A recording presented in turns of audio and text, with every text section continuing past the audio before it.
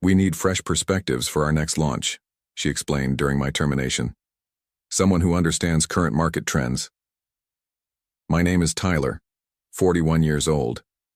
Lead product designer at Arcform Outdoor Gear in Minneapolis for 7 years.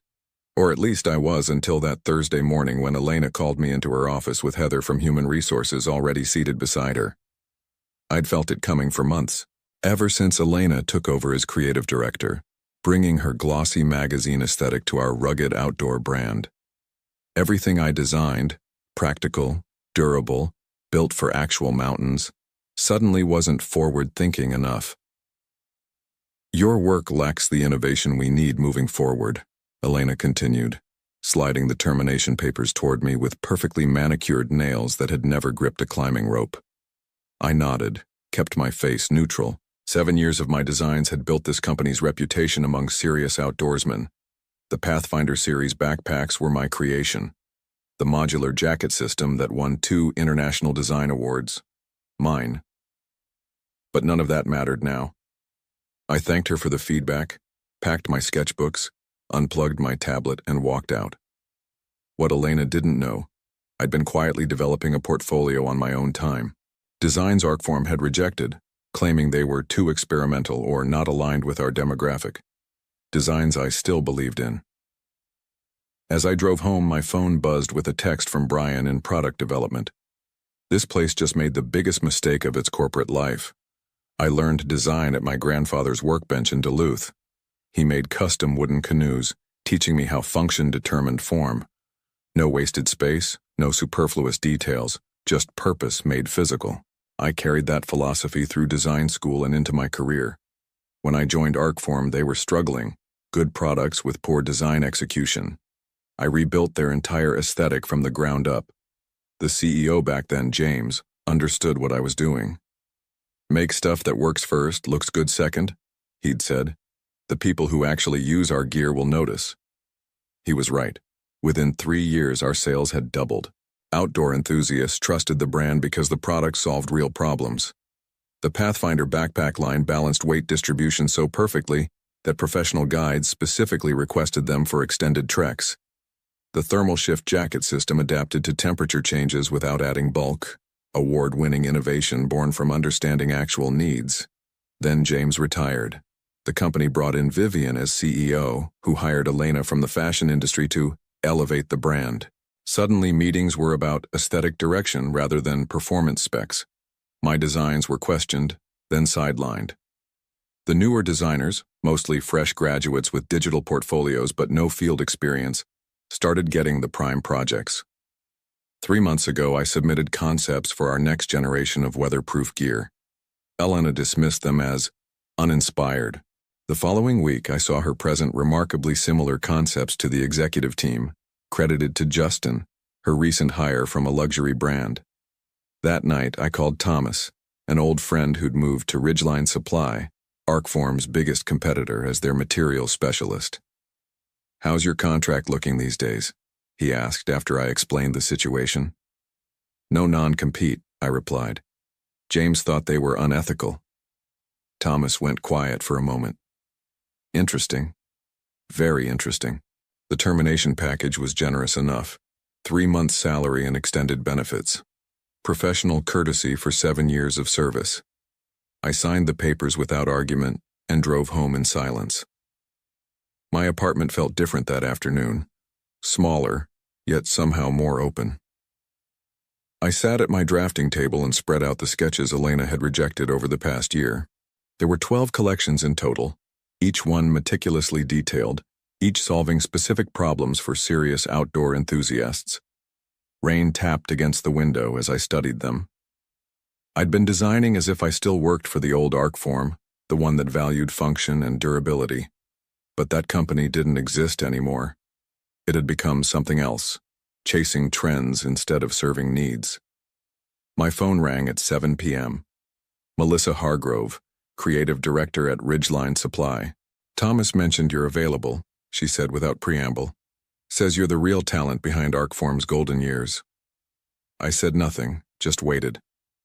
"Got anything worth looking at?" she continued. "We're planning our fall collection. Could use some fresh thinking." I looked down at my rejected concepts. I might have a few ideas. Send them over tonight. If they're good, we should talk. After we hung up, I spent 3 hours refining 6 designs, not changing the core concepts, just sharpening the presentations. At midnight, I emailed them to Melissa with simple notes explaining the functionality behind each one. Then I went to bed and slept better than I had in months. The next morning, I woke to an email from Melissa. My office, 10 a.m., bring your contract terms. I showered, dressed in my field jacket and boots rather than office clothes, and drove to Ridgeline's headquarters across town. The receptionist led me straight to Melissa's office, a space cluttered with material samples and prototype gear. Not sleek and minimal like Elena's. Melissa gestured to a corkboard where she'd pinned printouts of all 6 of my designs. These solve problems we've been chasing for 2 seasons, she said simply. Especially this one. She tapped the centerpiece of my collection, a modular weatherproof system that adapted to different conditions without sacrificing mobility. How soon can you start? She asked. I'm available now. She nodded once. Good. Because we're going to move fast on these. Very fast. For the first time since Elena arrived at Arcform, I smiled. 1 week into my new position at Ridgeline, I got a call from Peter, Arcform's production manager. We'd worked closely together for years, solving manufacturing challenges, finding the balance between innovative design and practical production. Tyler, this is unofficial, he said quietly. But things are falling apart. Justin's designs look good in renderings, but they're a nightmare to manufacture. Materials don't flex the way he thinks they should. The prototype backpacks are coming in 2 pounds heavier than specified. Not my problem anymore, I replied, though a part of me still cared. Elena's claiming you left the team without proper documentation on your production processes, Peter continued. She's telling executive leadership that you sabotaged the transition. That made me sit up straight. That's a lie. I know, but she's convincing. Vivian asked me if there was any merit to it. My blood ran cold. This wasn't just about moving on. Elena was actively undermining my professional reputation. Against my better judgment, I emailed Vivian requesting a meeting to clear the air. She agreed to coffee the next morning. The cafe was busy, which I thought would be good. Neutral territory, public place. Vivian arrived 10 minutes late, already looking at her watch. I'll be direct, I began. I've heard Elena is suggesting I deliberately left the team without proper documentation. That's not true. All my files are organized in the shared drive, and I personally trained Justin on my process before I left. Vivian nodded, her expression unreadable. She mentioned you might get defensive about this. Look, Tyler, the outdoor industry is small. I'd hate to see your reputation damaged by this unpleasantness. The threat was thinly veiled. Stay quiet or we'll make this difficult for you. I appreciate your concern, I said carefully. I'd hate for Arcform to waste production resources on designs that can't actually be manufactured effectively. Her eyes narrowed slightly. We'll manage our production challenges internally, thank you. I do hope you'll be discreet about company matters going forward. As she left, my phone buzzed with a text from Melissa. Contract's ready. We want to move fast on your weatherproof collection. I looked back at Vivian's retreating figure. She had no idea what was coming. 3 days later, I received a certified letter from Arcform's legal department. They were reviewing my employment history regarding potential confidentiality concerns. The letter carefully avoided making direct accusations, but implied I might have violated company policies. I showed it to Melissa, who immediately handed it to Ridgeline's legal team. Standard intimidation tactic, their counsel explained after reviewing it. They have no case. The designs you're creating for us are original, and you had no non-compete clause. They're trying to scare you into backing down. Should I respond? I asked. No, we'll handle it. That evening, the lawyer sent a simple, devastating reply to Arcform. We have extensive documentation of Mr. Graves's rejected designs while at your company, along with the dates they were submitted and subsequently dismissed. We would welcome the opportunity to compare those with your current product development timeline in court. 2 days passed with no further communication from Arcform. Then Peter called again. "What did you do?" he asked. Elena had a closed-door meeting with legal, and she came out looking like she'd seen a ghost. I said nothing. "Just watch your back," he warned. "She's not giving up."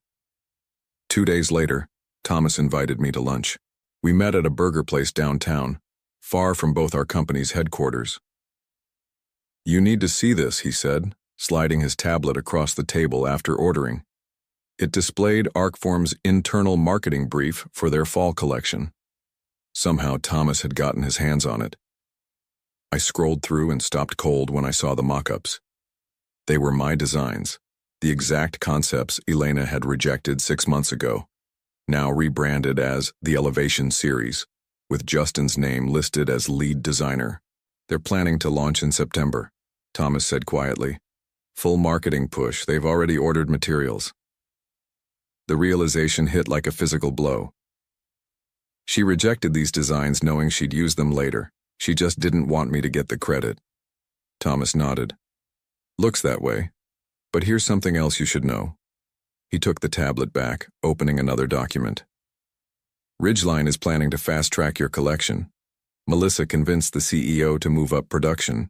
They can have your designs on the market by August." I sat back processing this. A month before Arcform launches. "Yes, and with proper attribution to you as designer." Thomas looked me straight in the eye. "But you need to decide now. Once production starts, there's no turning back." I didn't hesitate. "Let's do it." That evening, I called Melissa and formally accepted Ridgeline's accelerated timeline. The contract included something Arcform had never offered: royalties on each unit sold with my designs, plus creative control over the final production specifications.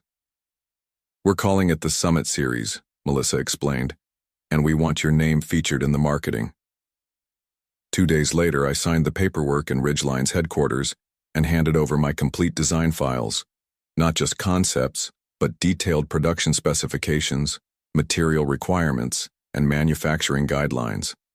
When I got home, there was an email from Elena in my personal inbox. "Tyler, I hope this message finds you well. I was reviewing some of our upcoming designs and realized we might benefit from your expertise in a consulting capacity. Would you be open to discussing this?" I deleted it without responding. The following week, I toured Ridgeline's manufacturing facility with their production team. They'd never attempted anything like my modular system before. Components that worked independently but functioned best as a cohesive unit. The lead engineer, Diane, pulled me aside after the tour. "These designs are revolutionary," she said bluntly. "But they're also complex as hell to manufacture. If we're really hitting the August deadline, I need you in this facility every day." "Whatever it takes," I told her. For the next month, I worked 16-hour days. I slept on a cot in the facility office twice when we were testing waterproofing systems. The production team grew to respect me when they saw I understood the practical challenges they faced.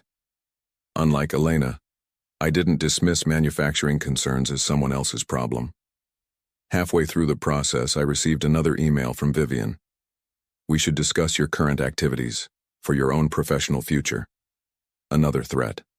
Another attempt to control what they'd thrown away. I forwarded it to Ridgeline's legal team without comment and kept working. Ridgeline moved with astonishing speed. Within 3 weeks, they had prototypes of my weatherproof collection.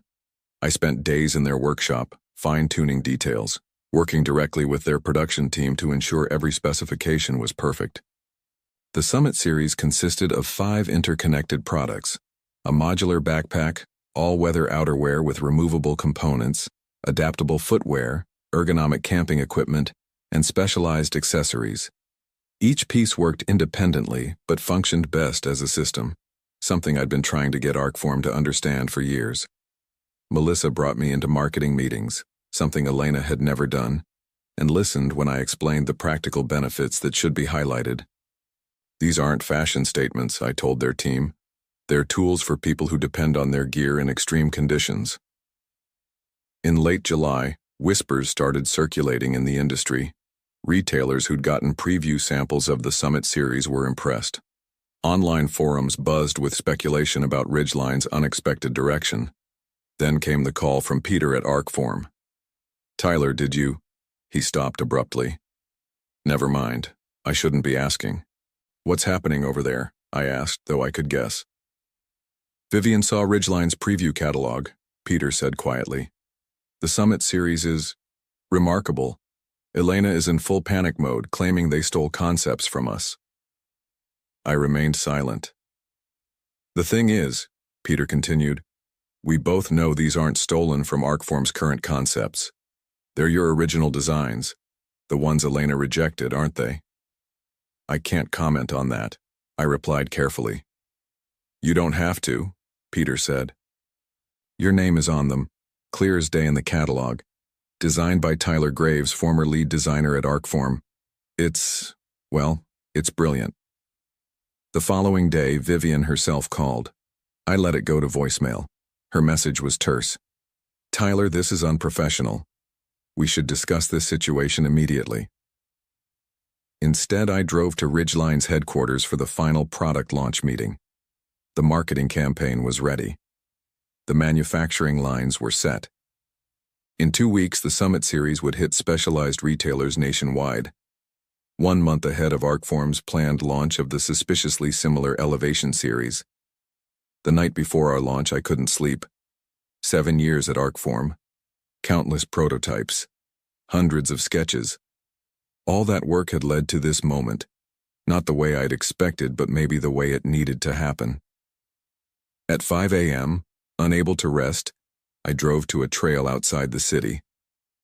The same trail where I'd tested many of my early Arcform designs. Dawn was breaking as I hiked to the ridge.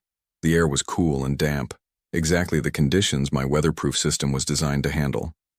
My phone buzzed. A text from Melissa. "It's live. Website just went up. First orders already coming in." I stood on that ridge watching the sunrise, feeling a strange mix of vindication and sadness. I hadn't wanted it to end this way with Arcform. I'd given that company everything, but they'd chosen Elena's vision over mine, style over substance. Now the market would decide which approach was right. By the time I hiked back to my car, I had 17 missed calls from unknown numbers. Outdoor journalists, industry bloggers, and gear reviewers all trying to get the story behind Ridgeline's surprising new collection. And one message from Elena. "You've made a serious mistake." I finally called her back. "No," I said when she answered. "You did." The Summit series launched on August 12th. By noon, Ridgeline's website had crashed twice from traffic volume. Their customer service lines were flooded with retailer calls trying to increase their orders. I watched it unfold from Melissa's office, as outdoor magazines and gear reviewers published their advance reviews. Revolutionary. Game-changing. Sets a new standard. My name appeared in every article. 3 days after the launch, Outside Magazine ran a feature comparing the Summit series to leaked images of Arcform's upcoming Elevation series. The headline said it all. "Separated at birth, the curious case of 2 identical product lines." The article didn't explicitly accuse Arcform of theft, but it raised questions about the timeline, noting that I had designed both collections, though Arcform was crediting Justin for their version. Outdoor forums exploded with speculation. Industry insiders who knew me from trade shows connected the dots immediately. Social media filled with side-by-side comparisons and pointed questions about intellectual property. Vivian called again. This time I answered. "This is completely unacceptable," she began without greeting. "You've deliberately undermined our company." "I designed products for a company that hired me to do exactly that," I replied calmly. "Products you're now selling under someone else's name. We'll need to discuss legal options," she threatened. "That would be interesting," I said. "I have emails from Elena rejecting these exact designs 6 months ago. What would a court make of the fact that you're now producing them with someone else's name attached?" Silence stretched between us. "You should have valued what you had," I added quietly. "Good luck with your launch." The following week, Arcform announced they were postponing the release of their Elevation series for additional refinement. Industry analysts saw it for what it was, a retreat. By October, the Summit Series had broken all previous first-quarter sales records for Ridgeline. My royalty checks reflected this success, already exceeding my annual salary at Arcform. Melissa promoted me to design director, giving me a team of 6 designers and complete creative control over our next 3 seasonal collections. Thomas transferred from materials to join my department as technical advisor. Arcform eventually released a hastily redesigned collection that bore little resemblance to my work. The reviews were lukewarm. Their stock price dropped 8% the following quarter. I ran into Elena at an industry conference in Denver that winter. She was at the bar, alone, nursing a drink as I walked past. "Congratulations on your success," she said, stopping me. Her voice carried no warmth. I nodded but said nothing. "You could have stayed and fought for your designs," she added. "Why didn't you?" I considered this for a moment. Some places don't deserve the fight. She flinched slightly, then composed herself. "Vivian is stepping down next month. The board asked me to take over temporarily. I almost felt sorry for her. Almost. Good luck, I said, and meant it. The industry needs strong companies. 6 months later, I received an unexpected package. It contained all my original sketchbooks from my time at Arcform, along with a handwritten note from Peter. "These belong to you. Elena's gone. Just thought you should know." I opened one book to a concept I'd drawn 3 years earlier, a modular tent system for extreme weather conditions. Something I'd never shown Elena. That evening, I called Melissa. "I have an idea for our winter collection," I said. The following spring, Ridgeline's stock value had doubled. Arcform announced they were restructuring under new leadership. I didn't follow the news too closely. I was too busy designing what came next. Sometimes at night I still think about my years at Arcform. Not with bitterness anymore, but with clarity. They taught me something valuable, just not what they intended. In this industry, in life, your work speaks for itself when given the chance. Elena tried to silence mine, but in doing so, she only amplified its voice. The best revenge wasn't in proving her wrong. It was in finally finding a place that recognized what I'd known all along. That good design isn't about following trends, it's about solving real problems for real people. And that, in the end, is what endures.